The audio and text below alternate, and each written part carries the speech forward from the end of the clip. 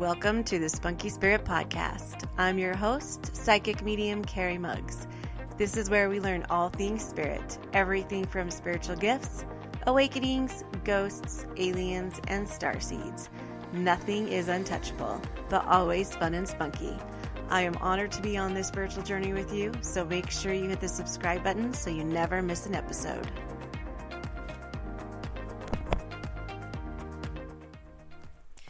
Hello, and welcome to this week's episode of the Spunky Spirit Podcast. I am psychic medium Carrie Muggs. So this week, we are going to talk about my adventures at the Enders Hotel in Soda Springs. I'm going to tell you a little bit about that, and I'm going to kind of tell you why I think some places are haunted, because this is the reason why I'm kind of going in this paranormal way, or looking into this paranormal stuff, is because I want to know why spirits why don't they go over? Why are they haunting places? Why are they, some people think they're stuck. Why are there still parts of them here? So I'm going to kind of go into that because I really had a good experience at this Enders Hotel. There wasn't a lot of activity, but it was still really cool. I learned a lot of things. Now, when we first got there, I wanted my husband to stay there just in case we could not stay at the Enders Hotel because it's kind of a museum. It's shut down for the winter.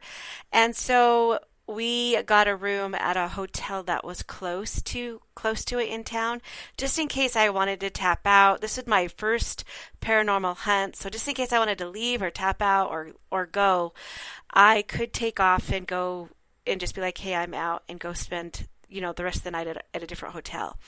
So when we got to the hotel, our room number was 209, which I thought, at the time I didn't think anything of it, but when I went to the Enders Hotel and got up with the team, which I was with the Pocatello Paranormal Research Team, they kind of assigned me to room 209. And so I thought that was kind of interesting. I thought that no matter what happens tonight, this is Spirit's way of showing me that I'm supposed to be here, or what I'm experiencing is I'm supposed to be having this experience. So when we first I met up with the team at a pub right next door to the hotel, and then they had kind of shared stories about different things that had happened in the hotel before, and apparently there was a spirit that is always in room 333, and there was some activity in room 209, and that's why I got assigned 209, is because they kind of wanted us to go into that room. And 333 was, apparently they had had a spirit in that room before, and it was kind of a not nice spirit, and it isn't nice to women, I guess. And I was okay to go to 209 because I guess in that room during the day the fan will just turn on by itself. But the housekeeper asked them to stop doing that, and ever since then it hasn't gone off again. So when I was getting a tour of the hotel before it all started, I could feel some residual energy. It was pretty strong, and residual energy is just stuff that, because of all of the history and all of the things and all the people and all the spirits that have passed through there, the residual energy is very, very strong. And these are like spiritual memories, things like that. And sometimes if certain things happen all the time, like I know if you listen to my podcast, I tell a story about how one of the president's wives is always seen hanging up laundry as a ghost, still in the back of the White House. It's because she did that every day and she left a residual energy. I don't feel like she's a spirit hanging up laundry every day. I feel like that's the residual energy. So I could feel the residual energy in the hotel. And I did feel some energies down in the basement. And when we were to room 3 on the third floor by room 333, I could feel at the end of the corner there was this big mirror at the end of the hall, and room 333 was by there, and room 332 was by there, and I could feel a presence there. The presence that I felt, and another medium that I was with who was also named Carrie, we kind of felt like it was female. We didn't feel this male that was there. And I think they really wanted to connect to this other male that they had connected to in the past. I didn't feel him at all. In fact, I didn't feel any kind of lower frequency spirits at all. I just felt energy, and in fact, I felt lots of good energy at this place. I felt it was very, very good. They also kind of, some of the people said they had maybe seen a guy in a blue polo. I did not see this guy. I didn't see him. I'd love to be like, oh, I did, but I didn't. And I don't want to, I like to be very, transparent and just be, I didn't see him and I didn't feel him, but a couple of other people say that they did. Now, I didn't feel anything evil. In fact, I was in room 209 talking to the housekeeper, and she said that she doesn't feel any of the negative energy either. She said that she only feels the good energy. She's only had one kind of scary experience, and it was the Monday before we came. And I feel like, too, sometimes when we go into things like that, we might maybe kind of rustle some feathers or sometimes you can antagonize it. So, but she said she felt like most of the activity happens during the day, which was very, okay, because when we were there, we got there about maybe 7, and I did feel some energies throughout around 7 or the first hour. But then after that, it was like 11:30 hit and it was shut down. It was just like almost like the spirits were like, we're out, we're tapping out. And I don't know if it's because we were there or if it was because they were just like, if they were, kind of bored or rolling their eyes at us. I don't know. So that's kind of my experience there. Was it a bad experience? No. Just because there wasn't a lot of activity, there was some activity for with the thermal cameras and different, but I was mostly there to feel it.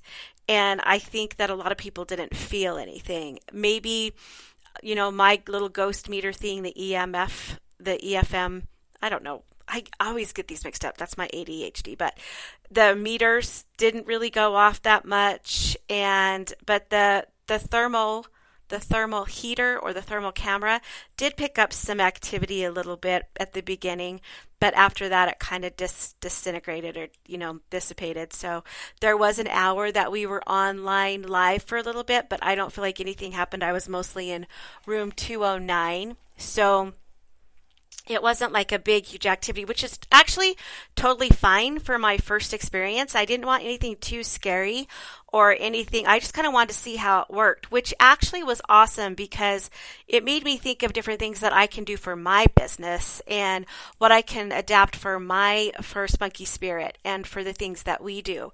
And some of you may be asking, like, why? Why are you going to go in this direction? And here's why. Because I never experienced any spirits being stuck, or I never experienced spirits being still here. And I was very, very curious as to why. Because something happened and I did kind of have a spirit come to me, and my job is not only to work for my clients and to help them heal, but also to work for these spirits. So when I have clients sitting in front of me, I 100% work for the spirits that come through for them. I can't worry about what the clients think about me. My main focus is what the spirits want to bring through when they come through. And when they come through, they tell me, they have a frequency. It's all about energy. And sometimes they'll come through and say, okay, we are with this person, but we're also with this person. And they'll bring up a sibling and tell me what they're going through. Or they'll bring up somebody else in the family and tell me what they're going through. So they can validate that they're with this other person, so this other person can know that they're also with them. Because they say that they can be at 2 places or more than 2 places at one time. They can break up their energy. And so that got me thinking, why are places haunted? Why are there spirits either stuck or still there? And so I started looking into more of the paranormal stuff. And I've kind of come to the conclusion that the reason why I explained the frequency is because I kind of feel like maybe the soul has, if you've ever heard of soul fractures or soul breakages, or sometimes pieces of us pieces of our soul we leave at certain places. And I wonder if sometimes if these hauntings aren't exactly the whole 100% the spirit, but maybe like 5% of the spirit because something traumatic happened there or something trauma happened to them, or and so they leave that like that 5% of their soul there. And part of healing when we heal on earth is to call our soul back to us. And it kind of reminded me of like this generational healing too. I never really understood it, but now questions, and I am getting kind of a download of what the answer is and what is um what maybe might be the answer. And so this is kind of my opinion. You can take it as you want to, but I think that all of us, when something traumatic happens to us or even certain people comes in our lives, we leave a certain part of us with them. And when my phone keeps going off, and a certain part of our soul that stays with us. And so I really believe that leaves us. We leave a certain part of our soul with this traumatic event that happened or with these certain people. And sometimes when we heal, we've got to call these parts back to us. And I kind of feel like the same thing happens when we're in a spirit state, or when even if we leave our body, that maybe some things happened on earth at different places or in different times in their lives, and they left a part of them there, and that part still haunts those places.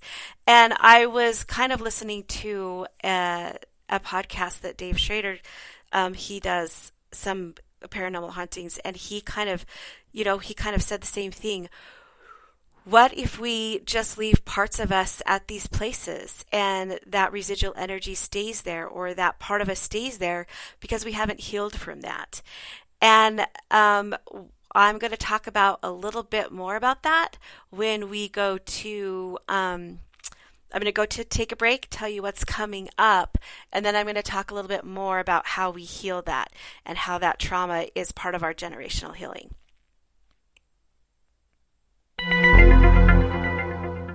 So if you think you're going through an awakening or you're going through your spiritual awakening, I do have a online class for you. It is on my website at carriemugs.com, and it talks about and helps you get through your awakening. It's an 8-week course, and it has an 8-week subject. Every week there's a different subject about your awakening.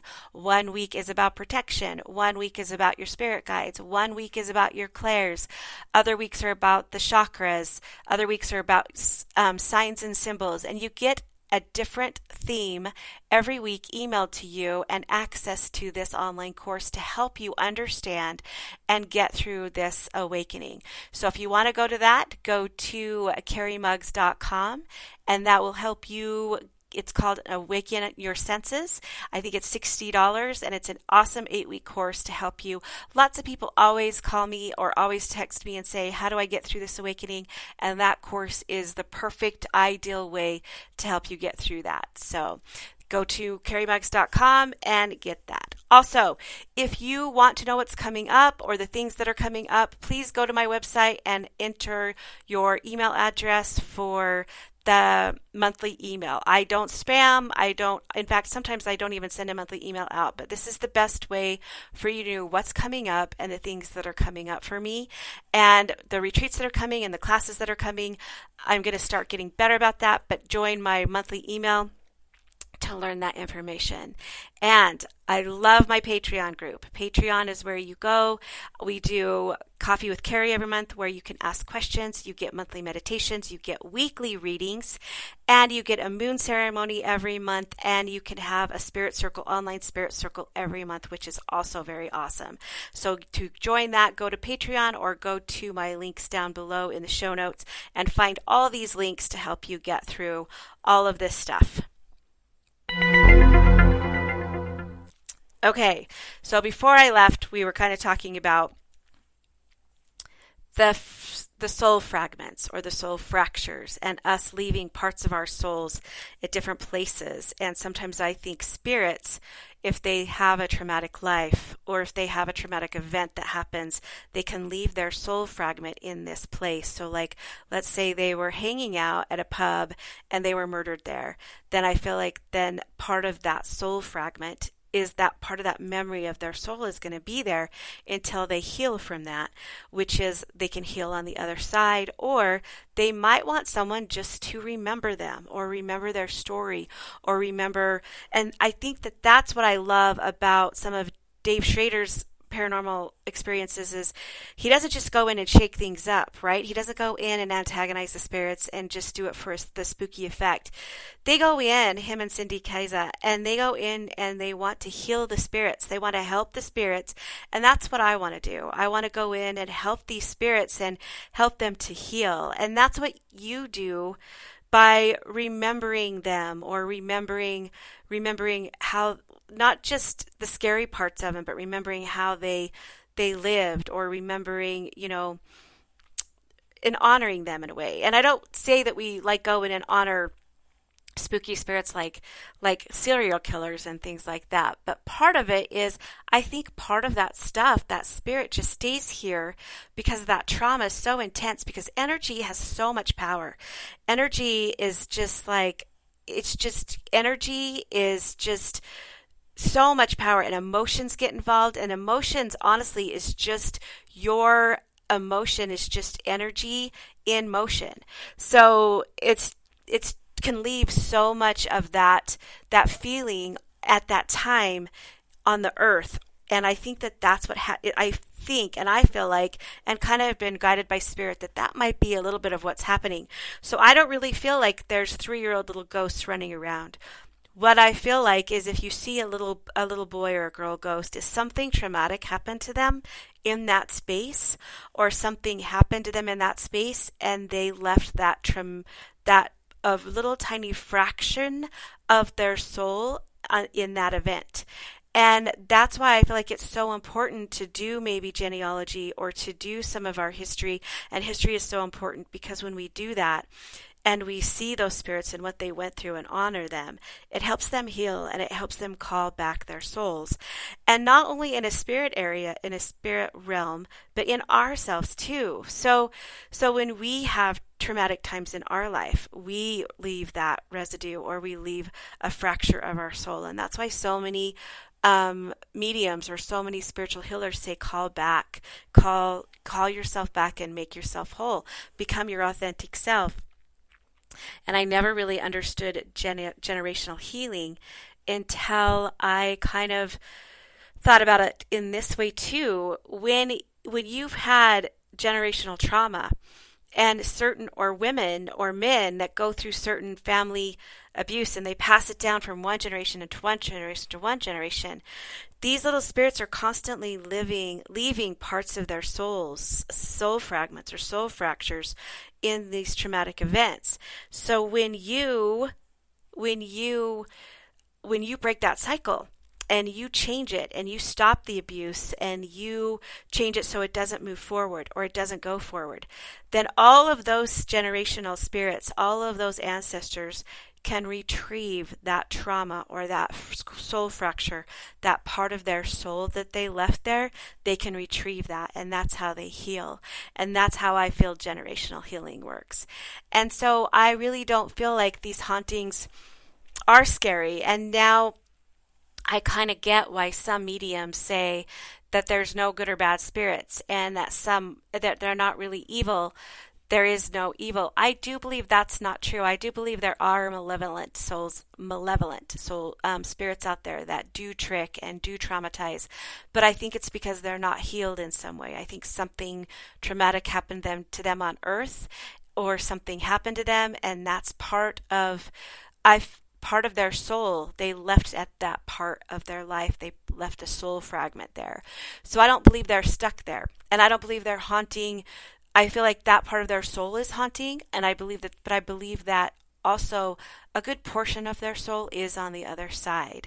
But I feel like when people say that they can rest in peace, or they can finally rest, it's because they retrieved that part of their soul, that traumatic part of their soul, that fractured soul. They retrieve that part.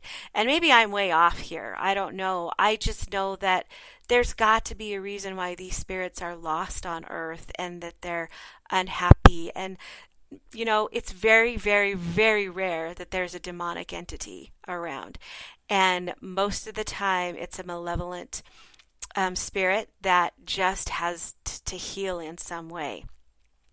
And I don't know how they have to heal, but I want to help with that. I want to help them heal and maybe call back their souls to them on the other side. And why did this come up all of a sudden? I don't know. I just had a visit by a soul who asked for help, and I was like, what the heck is going on? Because I'd never had an experience where a soul was stuck here or a soul was trapped here. And so I don't really honestly think that souls are stuck here or trapped. I think that maybe part of them are, a soul fracture of them are, and maybe I'm completely off the mark here, but I just really have a hard time believing that there's little 3-year-old souls running around haunting places.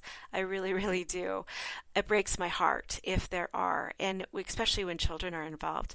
I do know that in Yellowstone, the Old Faithful Inn has a little boy spirit running around always asking if they know where his mom is. They'll see this little boy, and part of me just thinks that has to be a traumatic experience for that little boy, and I feel like part of his soul is still there because that was a traumatic experience for him.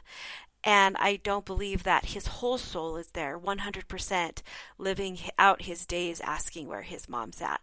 I feel like 95% of him is on the other side with his mother or with his soul family, and we only see that 10% or that 5% of his soul fracture running around there. And same with any kind of haunted place. I feel like these souls that are there just somehow want to heal or somehow want to be remembered for who they are or who they were. And sometimes when we're hurting or sometimes when we are sad, we do lash out like that. And I think that that's what some of these souls are kind of doing. So this is your wake-up call that, you know what?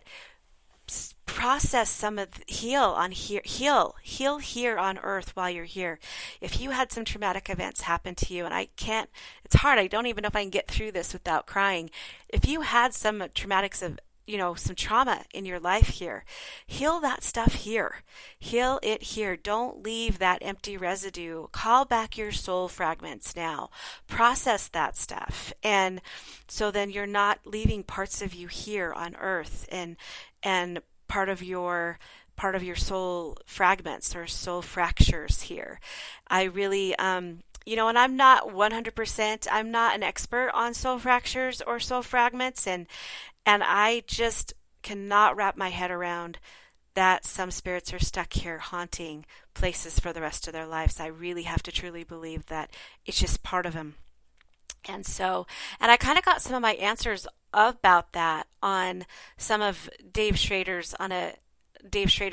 some of his podcasts and some of his episodes that I see, that it's not about going in and shaking it up and causing a mess and just doing it to be spooky and scare people. It's about trying to figure out why that spirit's there and what we can do to help them so they can call part of their souls back.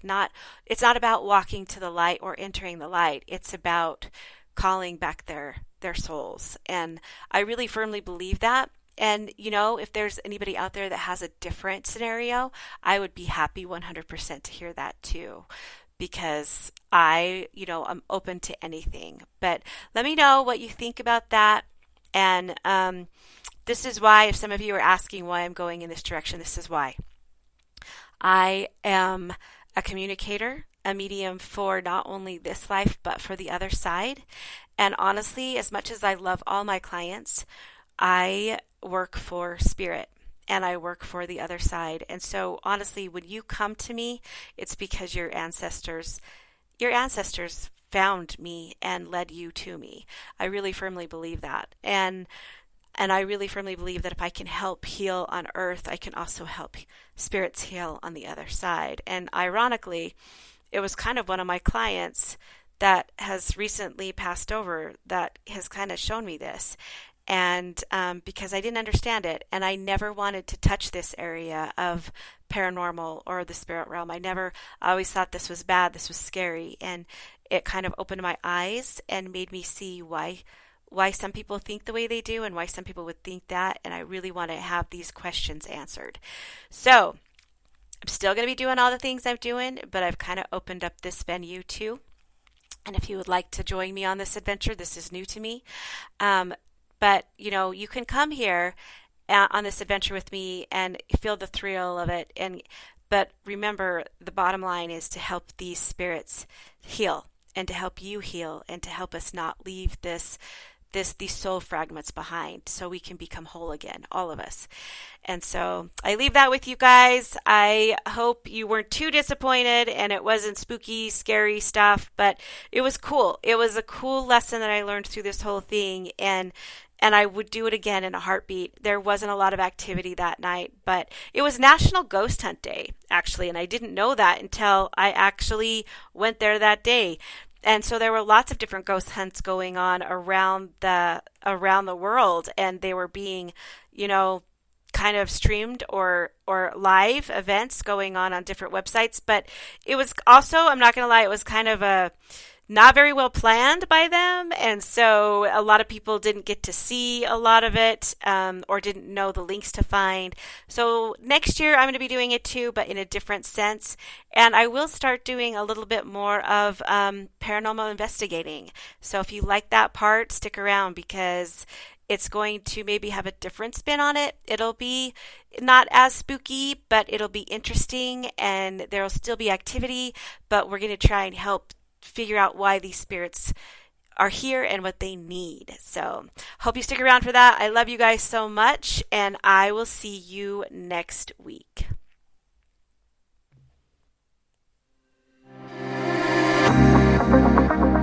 If you like this podcast, please share on your social media and share with your friends. And also,